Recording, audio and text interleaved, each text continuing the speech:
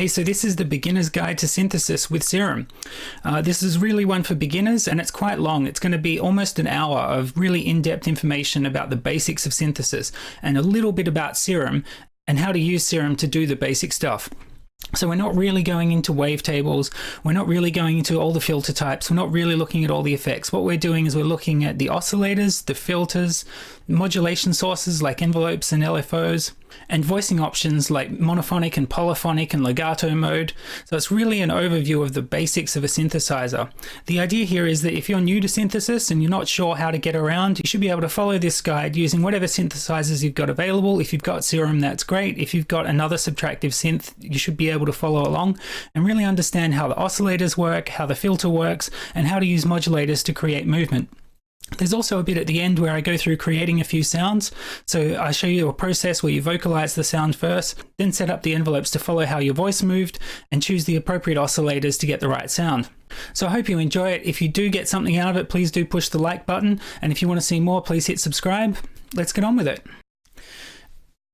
Okay, so we're here in Serum and we're going to be talking about each of the different sections of Serum and we're going to be stepping through synthesis. So first up, what is synthesis? Well, synthesis is the creation of sound through synthesizing, creating sound from its elemental parts. Now, there are many different types of synthesizers and of synthesis in general. You might have heard of subtractive synthesis, particularly analog synthesis. There's also digital synthesis, and that sort of brought in frequency modulation or FM.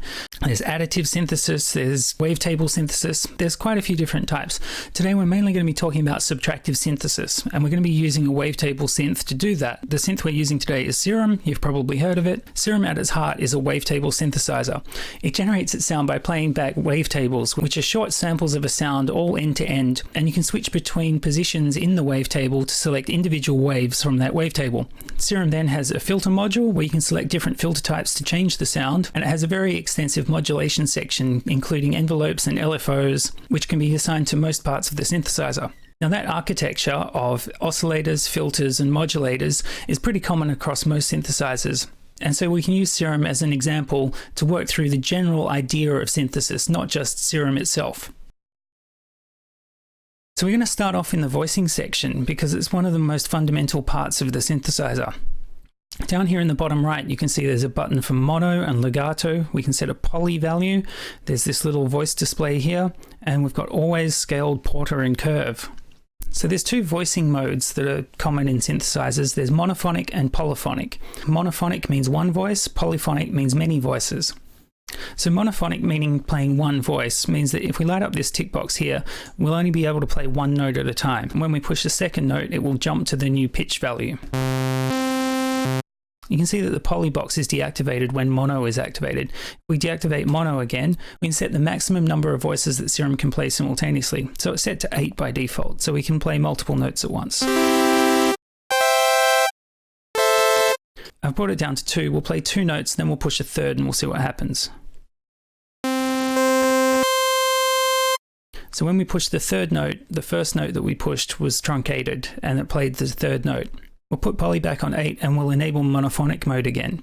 So if we increase porter, which is otherwise known as glide on other synthesizers, it'll increase the amount of time for our second note that we play to be reached. So here we go, first note, second note. So you heard that little zip at the start of the second note. That's the glide time or the portamento time. If we increase it and then slide downwards, you can hear that slide time very clearly. Always will cause the note to always glide to the next note pressed. So if we push one note, and then another, and then another. So it's going to cause the notes to slide from one to the other, even when we aren't pushing 2 notes at once. And scaled will increase or decrease the length of time it takes to get to the next note based on how far away the next note is from the first note. So if we play 2 notes close together, and 2 notes far apart, you can hear that it's scaling the length of time for those notes to be reached based on how far apart they are. We'll come back to the legato button, but what the legato button does is tell Serum not to trigger the envelopes if we push a second note while we're playing a first note. So that covers the voicing module. The reason we covered this first is that it's really fundamental to the operation of Serum. You're choosing whether you can have one voice or multiple voices playing in time, basically whether you can play one note at a time or a chord. It also gives you control over the portamento time, which can be a fundamental part of your sound if you're going to be gliding between notes. And it's good to understand these sorts of options when you encounter a synth for the first time. Is it monophonic? Is it polyphonic? Does it give you glide time? Does it give you a legato mode? Those are important questions to work out what kind of sounds you can get out of that synthesizer. So we'll move on to oscillators. Now, the function of oscillators is to create the raw tone to work with. They're called oscillators because they produce an oscillation.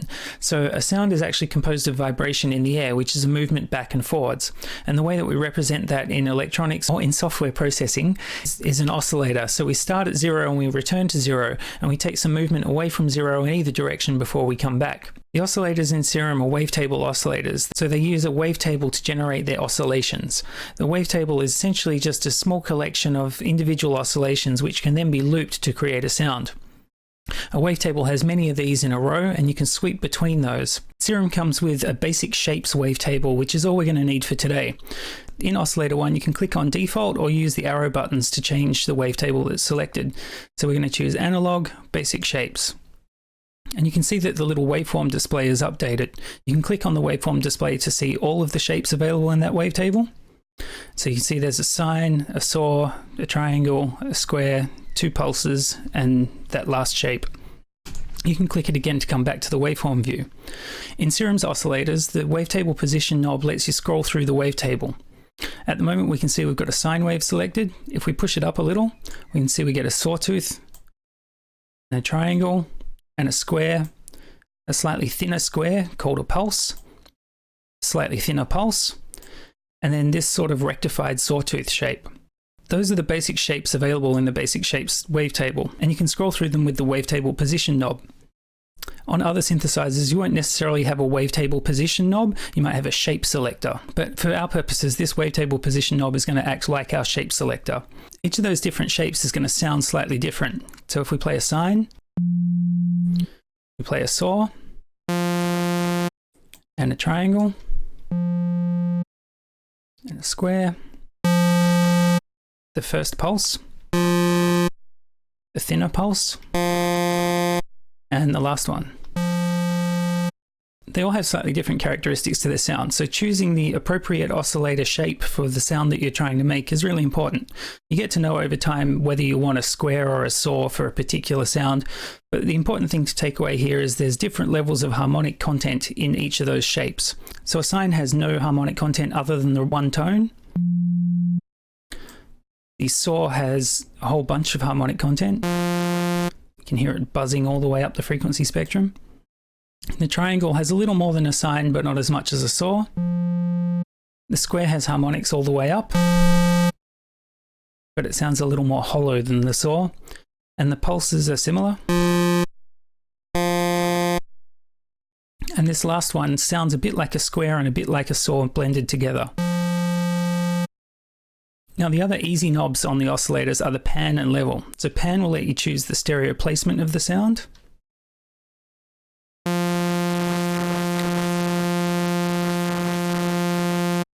So moving from left to right, and level will set how loud the oscillator is. Now on many synthesizers you don't have a level knob per oscillator. Serum's kind of unique in that regard. What you'll have instead is a mixer section, which will be a whole little module with different level knobs for each oscillator, and sometimes for other sources within the synth. They function the same though, they let you set the level of the output of the oscillator. Now we're going to take a quick look at unison. So unison is simply playing more than one copy of the oscillator at a time. So you can see it's currently set to 1, so when we press a note we get one copy of a sawtooth playing. If we bring it up to 2, we get 2, and if we bring it to 3, we get 3. Now you can take that all the way to 16 in Serum, and you get quite a wide, buzzy sound.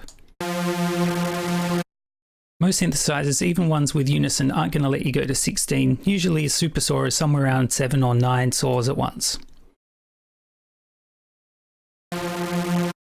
The detune and blend knobs change how the unison voices are stacked together. So the detune will take them from the exact same pitch through to quite widely spaced out. They'll be distributed around the main pitch of the first saw.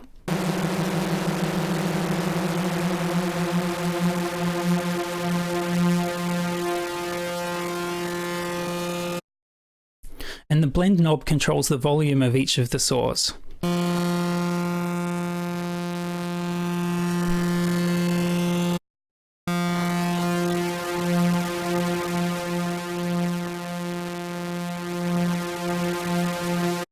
So you can change the unison voicing quite widely to get either a really tight focus sound or quite a distributed wide cloudy sound. The phase and rand knobs control the phase of the oscillators. If you move the rand knob, you can see that it could start from anywhere in the kind of highlighted yellow area. If we bring rand down, the wave can only start from one position in the very center. Because we've got unison switched on, whenever we push a key, we get 7 copies of our sawtooth playing. Now this sounds all nice and thick and rich, but if we bring rand down, we'll be causing the wavetable to start from the same position on each of those 7 sawtooths.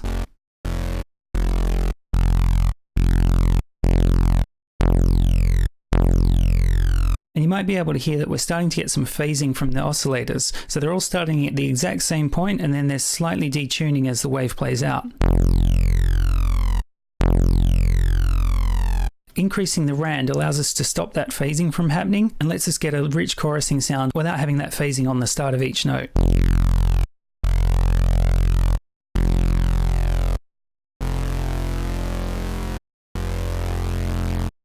The last thing we're going to check out in the oscillator is the warp modes. Not a lot of other synthesizers have warp modes at the oscillator level, but when you have it, it's really fun to play with. There's many different options for warp mode in Serum, and they all do slightly different things. Sync is a pretty common analog-ish effect.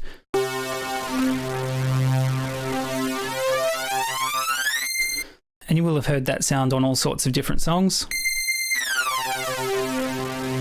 I'm not going to go into how that sound's produced, but that's what sync sounds like. Now bend is kind of interesting. It pushes the shape of the oscillator around. It's a bit subtle here. Asim also changes the shape of the oscillator. There's a whole bunch of other modes in there which we're not going to go into. Oscillator effects are really powerful and interesting.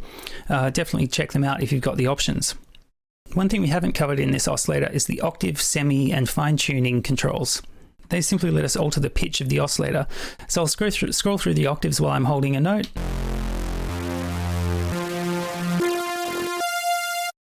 So that lets us choose the octave that our oscillator is playing at. I'll bring it back down to 0. Semitones will let us change the semitone that's played.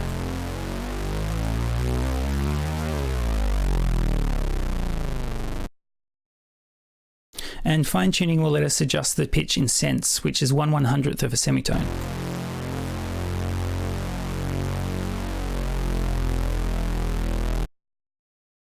Now this CRS stands for coarse, and it lets us change the pitch exactly the same as the other knobs, but without the stepping on octave or semitone or cents.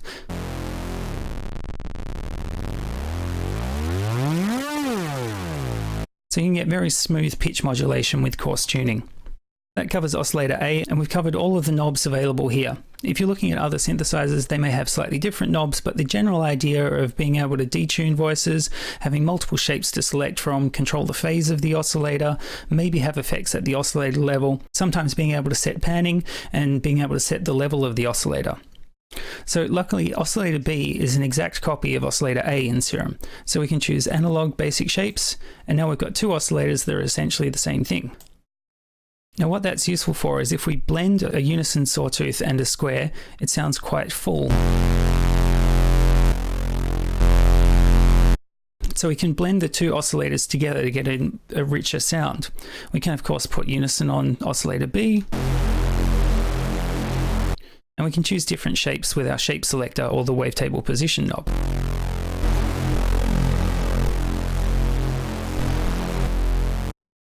One of the most common things to do with different oscillators is to offset them by octave. So let's push this one up.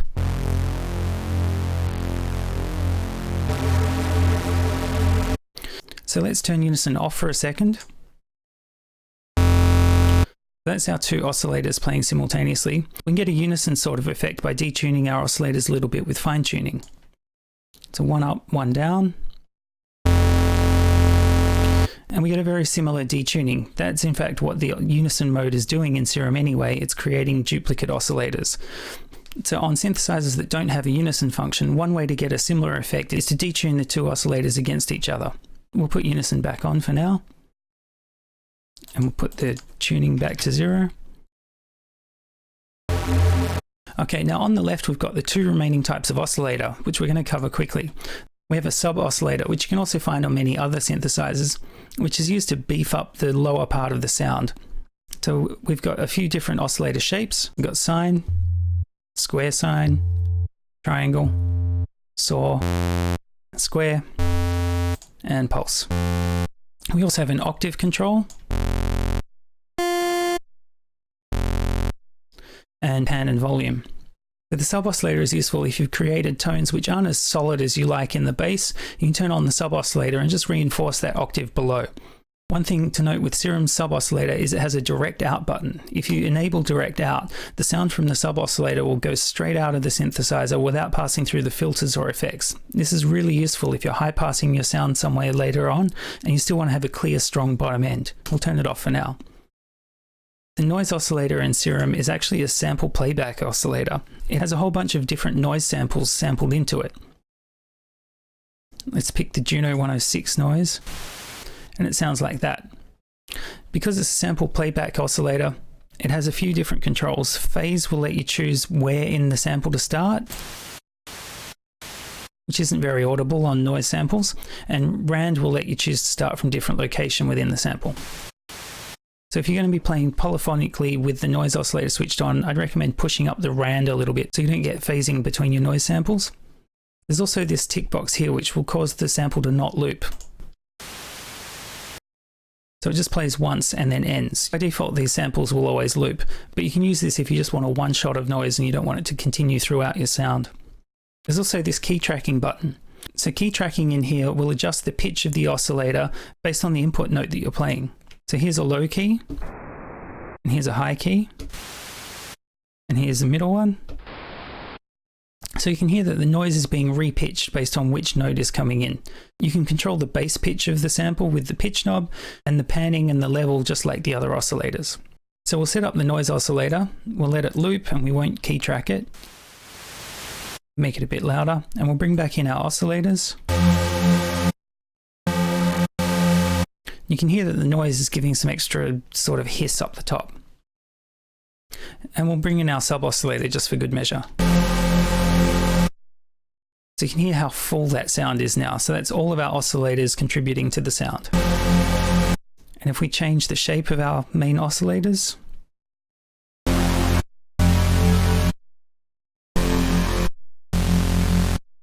we get quite different sounds. So we can control the core tone of our sound by modifying the oscillators.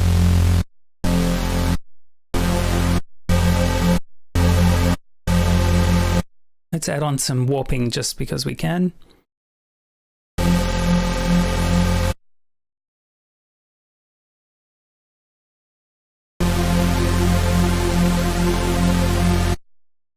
So with just the oscillator section, you can create quite a wide variety of sound. So on any synthesizer that you come across, it's worthwhile checking out what the different shapes of the oscillators are and how the different oscillator types interact. If you've got a sub-oscillator, try checking out the different shapes available or any of the tuning options. If you've got a noise oscillator, you may have different types of noise available, like white noise, pink noise, brown noise. Check them all out and see if you can key track the noise to follow notes. And then look for ways to mix the oscillators. In Serum, you do it with the level knobs on each oscillator, but other synthesizers will have a mixer section where you can control the balance between them all. Okay, so let's move on to filters. Most synthesizers are going to have one filter, sometimes two. And the most common types of filtering that you'll find are low pass, high pass, and band pass. Now those filters all let some part of the sound pass through, hence the pass, and the low, high, or band tells you which frequencies are going to be allowed through. So a low pass will let through the lows of the sound, but remove the highs of the sound. Serum has some routing options on the filter. Now we'll turn the filter on, and we've got A selected. We don't have B, N, or S selected. So this stands for oscillator A, oscillator B, the noise oscillator, and the sub-oscillator. We'll switch them all on so all of our oscillators are going to the filter. So now our sound sounds like this. So we can hear that just the lows are being let through. If we move the cutoff knob around, just the very lows are coming through.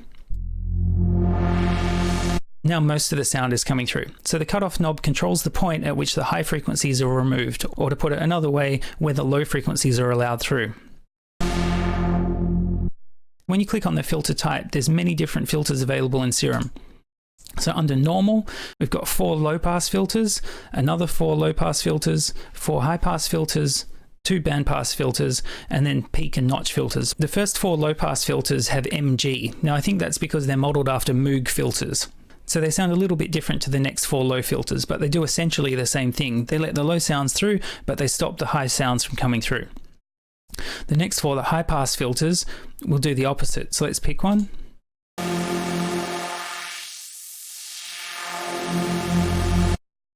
So you can hear that we're removing the low frequencies or letting them back in with the high pass filter. Now the numbers next to each of these filter types are the decibels per octave that are removed from the sound. You can think of it as the strength of the filter. The smaller the number, the less strong the filter is. So if we choose high 6, the lows aren't removed as strongly as if we choose high 24.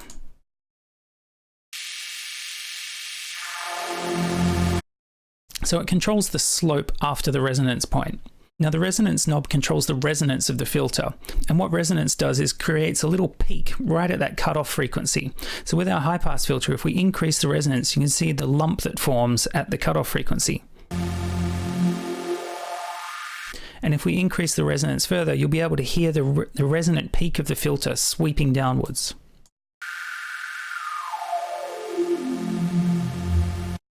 So resonance creates a little resonant bump in the frequency spectrum, and it's located at the cutoff frequency of the filter. If we do it with a low pass filter,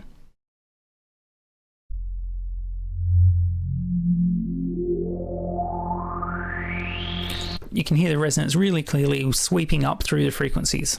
So it's a very characteristic sound, and it can be used to make particular frequencies pop out more in your sound design. Now we have a pan knob in Serum. Serum's filters are stereo. This is pretty uncommon, and the pan knob will create an offset on the cutoff between the left and right filters.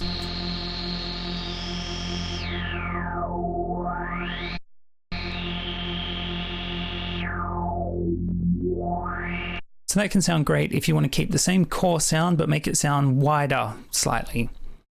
We'll put it back to 50. The drive knob can create some overdrive effect before the filter happens. So as we turn it up, the sound gets slightly more distorted.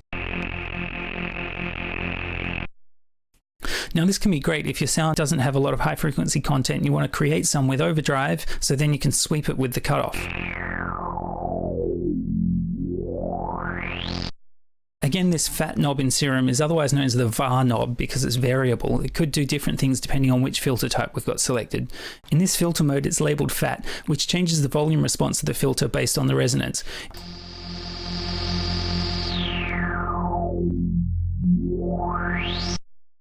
And then we have a mix knob, so we can let through some of the unfiltered sound or have just the filtered sound.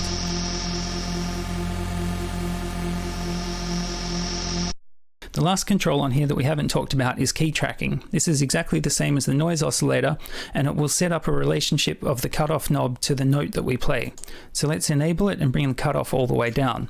Now if I push a low note,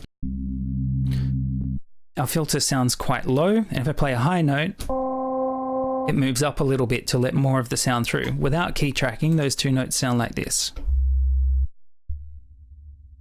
So without key tracking, we can barely hear that high note because the filter cutoff's so low. With key tracking, the filter moves up to match the key that we press. Now the other filter type we haven't talked about yet is the bandpass filter. This is essentially a low pass and a high pass together, and it will let through a band of sound centered around the cutoff.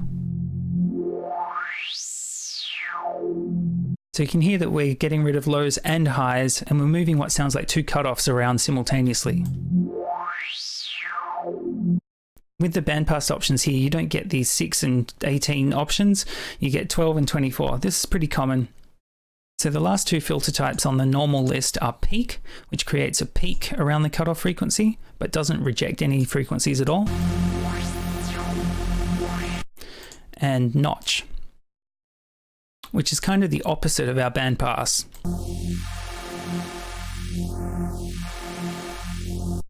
So it's removing frequencies and allowing both the lows and the highs through, but removing a little chunk between them. You can control how wide the notch is with the resonance.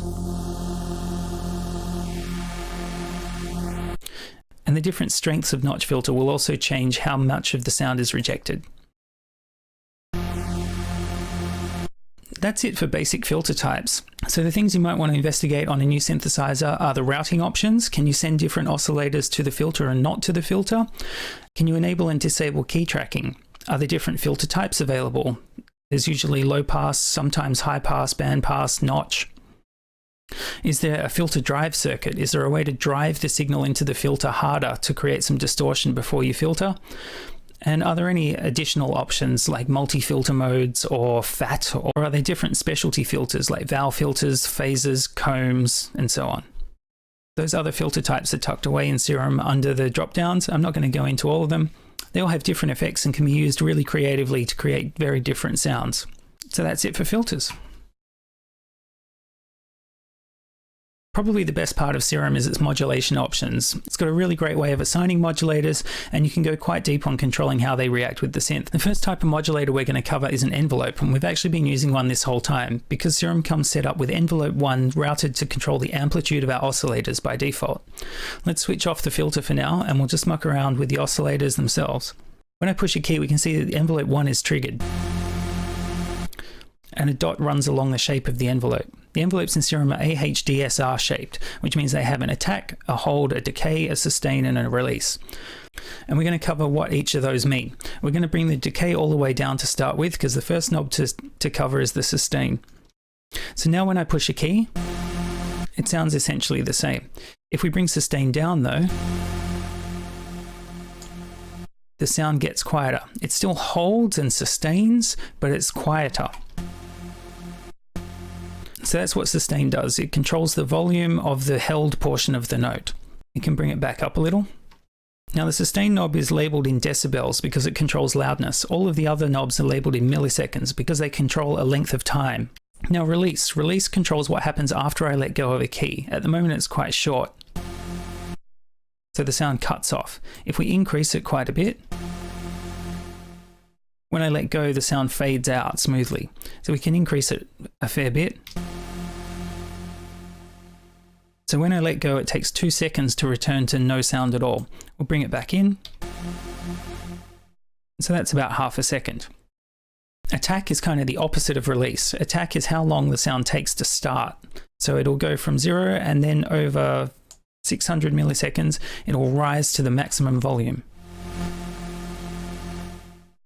Okay, so we can increase it further.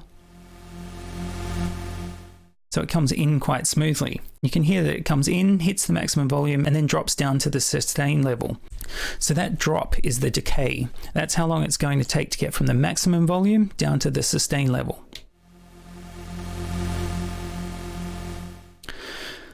And Serum's quite unique in that it has a hold value. Hold will cause the sound to stay at the maximum volume for a period of time. So we can increase that to hear what that sounds like.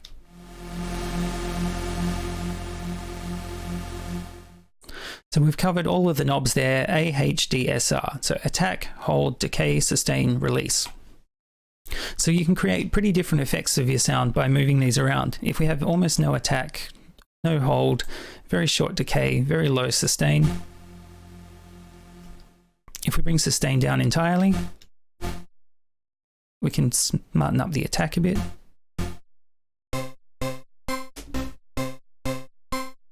If we bring sustain up a little bit and increase release.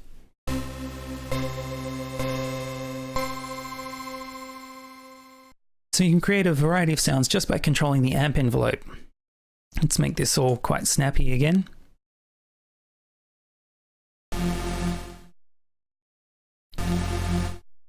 Now it's very common on most synthesizers to also have a filter envelope. We can either use envelope 1 or other envelopes to control the filter cutoff as well. And this is a really common parameter to assign to an envelope or to already have an envelope set up for. So we'll enable our filter and we'll drag the envelope 2 over to cutoff. So now envelope 1 is playing our oscillators at full volume until we release the key. And envelope 2 is controlling our filter cutoff. And you can see the cutoff move in the filter module. So we've got the same controls. Let's bring the attack up.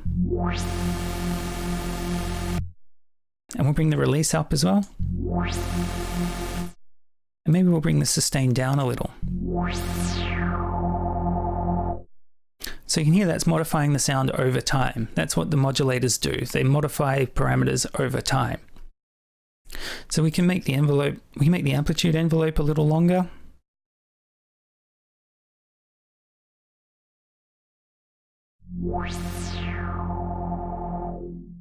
Now we've got multiple envelopes, and the envelopes in Serum can be assigned to all sorts of things. So we could assign one to the detune amount, and we could assign one to the asymmetrical warp mode.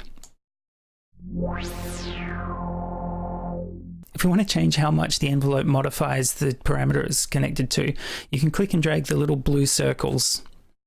So we're not changing the detune as much now. We can bring down the amount on the warp mode. And maybe we'll bring down the cutoff knob as well. So that envelope is now controlling 3 different parameters, all by slightly different amounts. One feature that Serum doesn't have is looping envelopes. If you do find a synthesizer with looping envelopes, be sure to check it out. It'll usually repeat the attack and decay portion, sometimes the release portion as well, and then start over again. So you can get repeating shapes coming out of the envelope generators. Speaking of repeating shapes, let's move on to LFOs. Now, LFO stands for low frequency oscillator. So they're essentially an oscillator, just like our oscillators which make sound, but they don't directly make sound. What they do is create much slower frequency oscillations, which we can then map to parameters within our synthesizer. Serum's default LFO here is BPM synced and anchored, so it will run in time with the sequencer of the application that's hosting it. We can see that the rate knob controls how frequently the oscillator repeats, and it can go from quite fast to quite slow. We can also disable BPM sync, which will allow us to set a frequency in hertz, which is cycles a second. And if we assign the LFO to a parameter, let's choose the cutoff on our filter, and then bring down the depth, it'll show us where in the cycle the LFO is when we push a key. So you can see there's a playhead that moves through the LFO box. That tells us which portion of the LFO we're currently hearing. So if we want our LFO to always start from the start, we can control the phase of where it starts playing from with this trigger mode.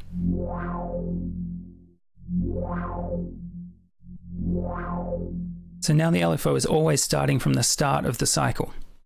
There's also the end button, which turns off the looping of the LFO, so it'll play once and then terminate.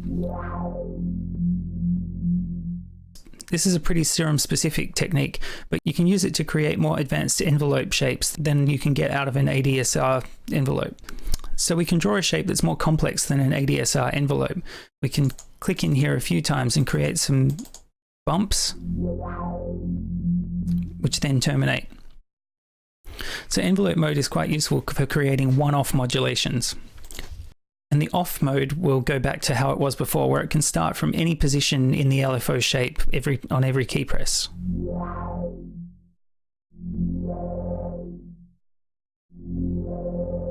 So it's starting from different positions each time. So if we switch BPM sync back on and enable trip and dot timings, we get more timing options available on our rate knob. These only affect when BPM lock is enabled. The rise and the delay knobs change how the LFO is triggered. So the delay knob will make it so there's a short delay after you push a key before the LFO starts running. And the rise knob will cause the depth of the modulation to fade in over time.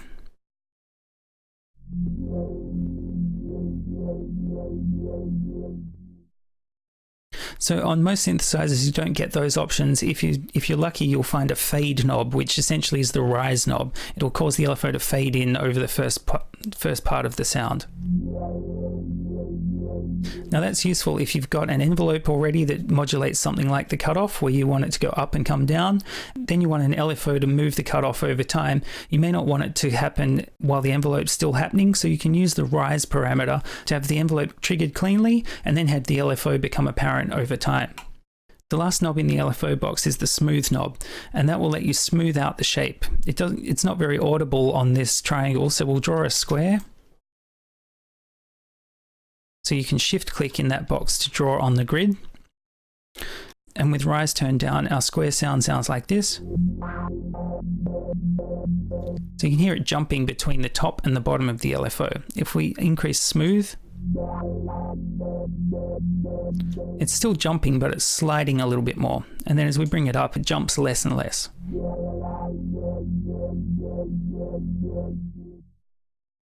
It's quite rare to see a smooth knob on an LFO. Serum's LFOs are very powerful, so yeah, don't expect it to be there. On most synthesizers, you just have a choice of a few different shapes for your LFO. In Serum, you can draw them freehand. You can also load pretty common options from the drop-down menu, so a sine, square, a triangle. And as I've shown, you can draw freehand by double-clicking in here. You can move the nodes around as well.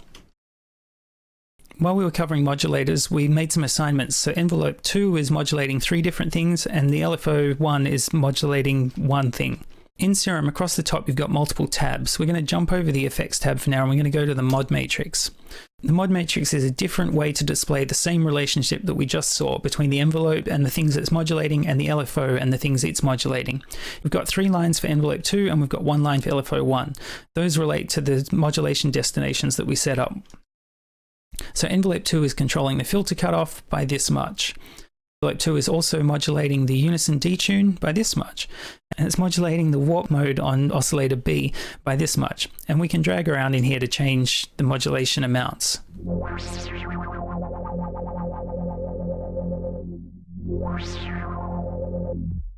There's a few other options in here which are worth understanding a little. There's the type. So when the envelope controls the filter cutoff, can it push the cutoff upwards, or can it push it upwards and downwards? And you can also control your assignments from there.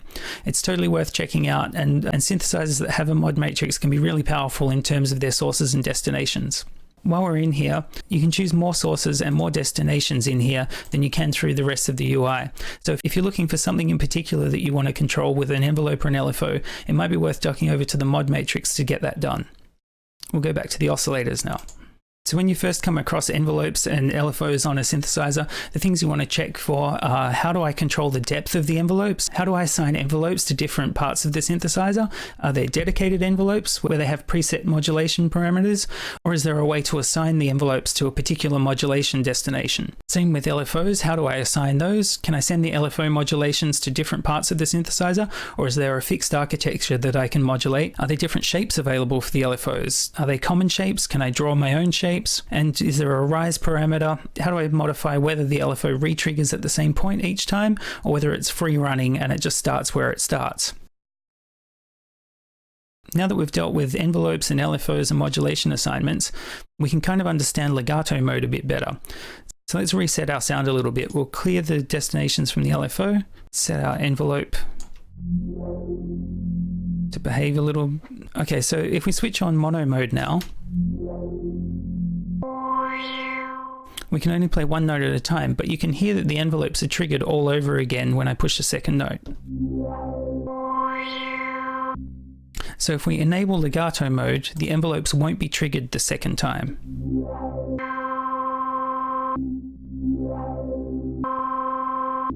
So that's quite different. If we enable the porter time, you'll be able to hear that when our sound is triggered, it runs through the envelopes, it reaches the sustain level, and then it moves cleanly to the pitch that we press.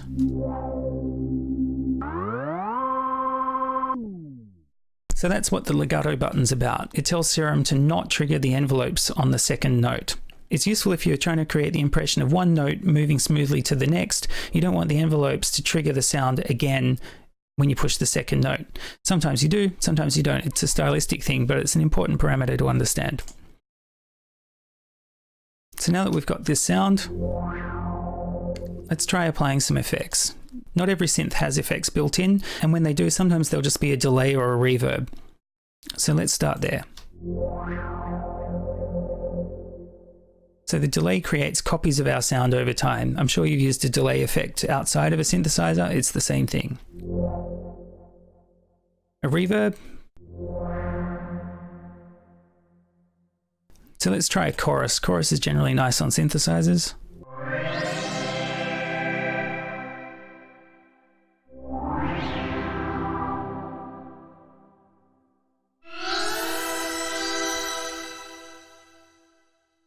So the important thing to note about these effects are they're not like the warp modes or oscillator effects that we were playing with just before.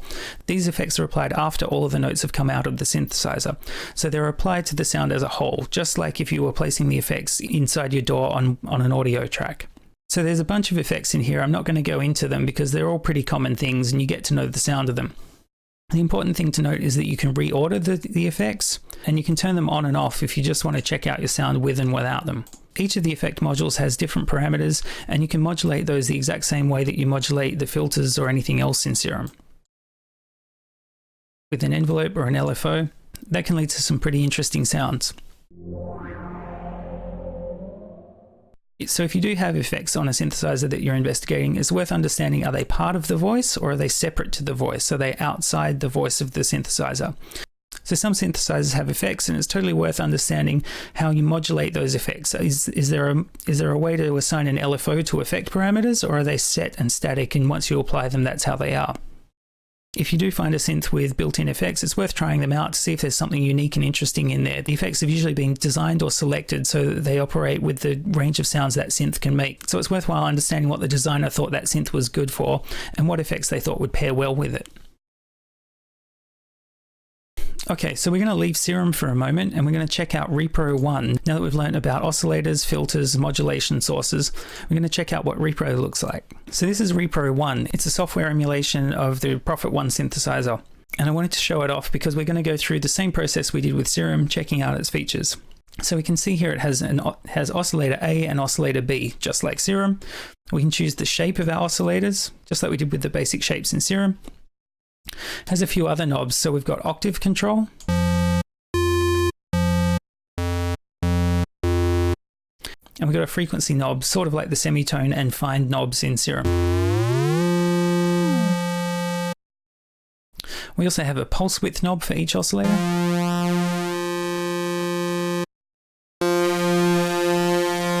And rather than having level controls, we've got mixer section, which controls the mix of the sound between the oscillators.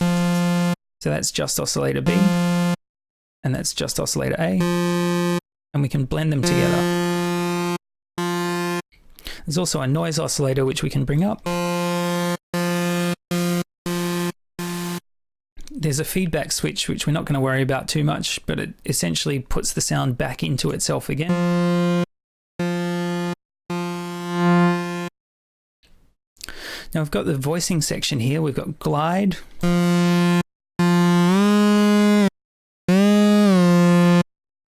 So we've got a glide knob and we've got some other voicing options, which we're not going to worry about. We've got a filter with resonance and an envelope amount and a keyboard amount, which controls the amount of key tracking from the note input to the filter cutoff. So with the envelope amount turned down and without key tracking, our sound fades out as it gets higher. With keyboard tracking enabled, the note that we push pushes up the cutoff to let the sound through. We also have the filter envelope, which has ADSR controls, so we can get the sound to sweep in. Let's bring up the envelope amount and bring up the amplitude envelope.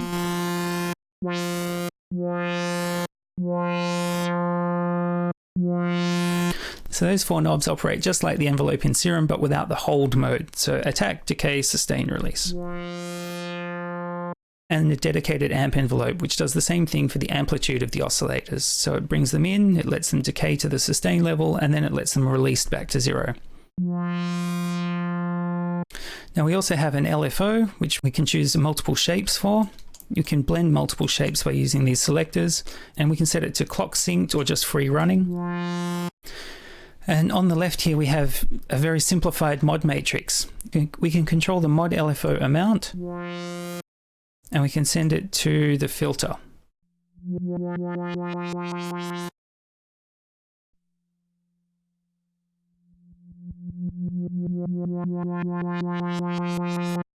And we can change the rate. There's also an effects section tucked away down here. So we can turn these on. And we can modify settings.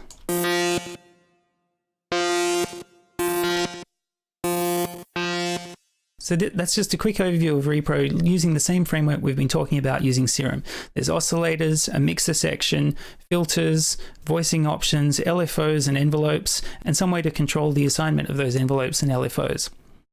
We're done with Repro, let's head back to Serum. Okay, so how do we use that knowledge to start making sounds? Let's initialize our patch and I'll show you how to make sounds. Okay, so the first thing I always do is I vocalize the sound that I want to make. In this case, I'm going to make a wobble bass, which I think sounds like whoop, whoop, whoop, whoop, whoop. So to me, that sounds like we need a low oscillator. Currently we have this. So let's bring it down. It's nice and low. And I want to find a square. So basic shapes. Sounds about right. It could probably do with a little unison. Maybe change the blend. And to get it to wobble, we're going to use an LFO on a filter. So we'll get the filter, we'll bring the cutoff down. And we're going to assign the LFO to the cutoff amount. Okay, and I want that to be slower.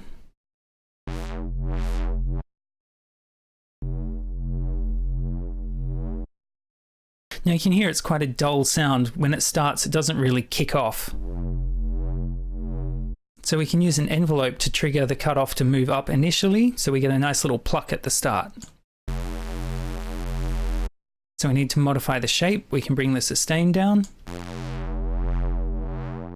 Maybe reduce the decay. And there we go, we've got a really simple wobble bass. Now we can reinforce that with a sub oscillator. Maybe we need to bring the octave down.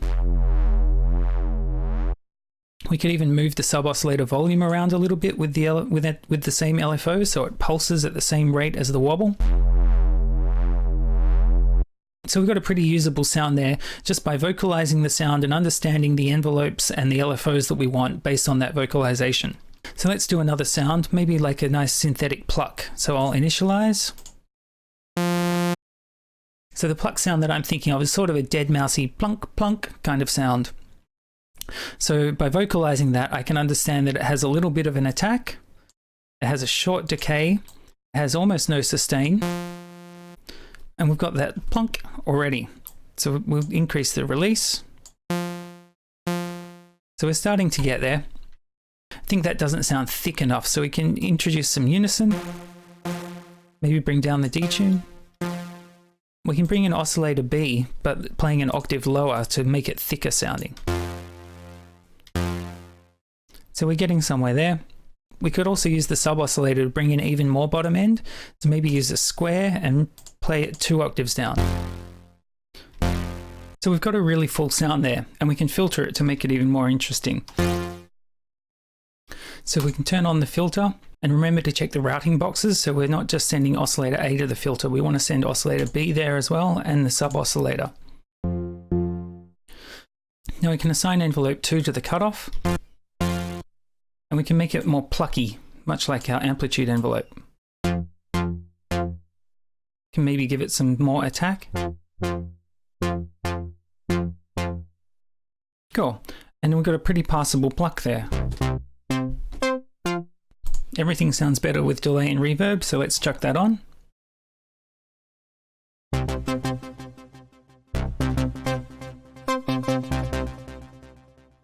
If we put an arpeggiator before Serum and then we hold down some notes,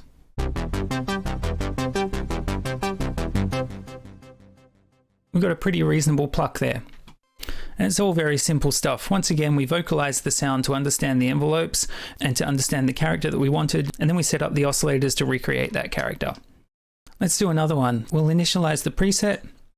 And in this case, I'm thinking of a synth pad, something that sounds nice playing chords. So I'm thinking that a pad sound needs to come in nice and slowly and then fade out like, whoa.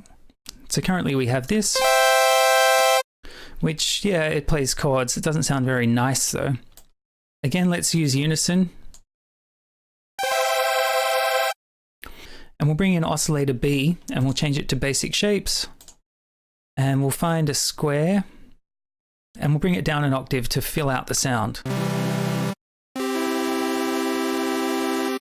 That's sounding good, but it's all too sudden to be a pad. So we'll go to envelope 1 and we'll increase the attack and the release so it fades in over time. Okay, and now we'll do some filtering. Once again, low pass filter is going to sound best for this. We'll set up envelope 2 to modulate the cutoff. So we can increase the attack of the cutoff. And we can increase the release so the sound doesn't get cut so drastically. We can reduce the amount of the envelope because we don't want it to be so bright. Let's send the second oscillator to the filter. Okay, and to create some more movement, we can also wiggle the resonance with an LFO. And we could modulate the detune amount of the unison as well, just to keep some extra movement going on.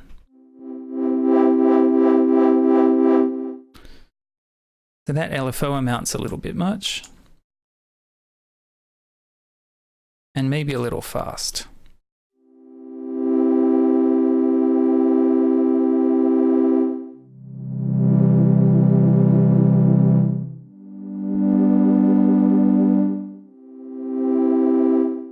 And once again, pads sound great with delay and reverb switched on. And maybe we'll use the EQ to brighten this up a bit because we've filtered out so much of the top end.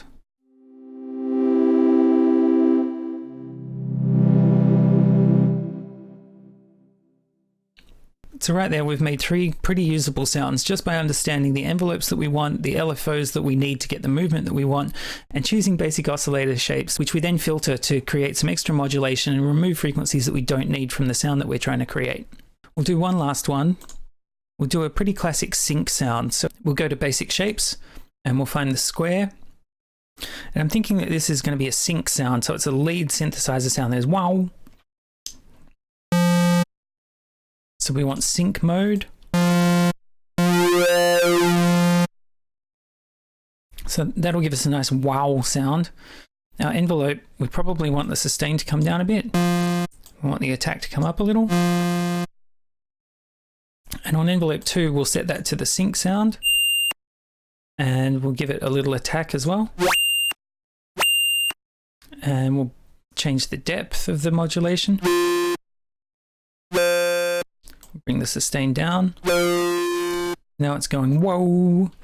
We'll give it a little release on both envelopes. Longer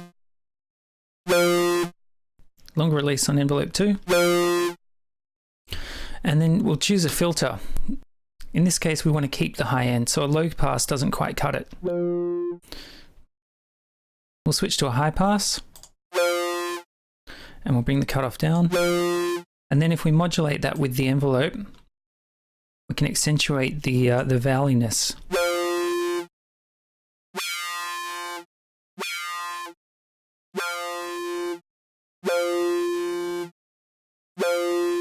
That's already quite a nice sound.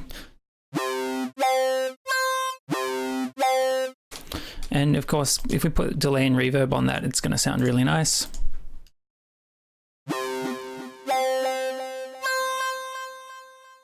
So that's already a useful sound. So that's it, we're done for Serum. I hope that's been a great overview for you of the different parts of a synthesizer, so oscillators, filters, modulation sources, voicing options, and then how to combine those to create some basic sounds.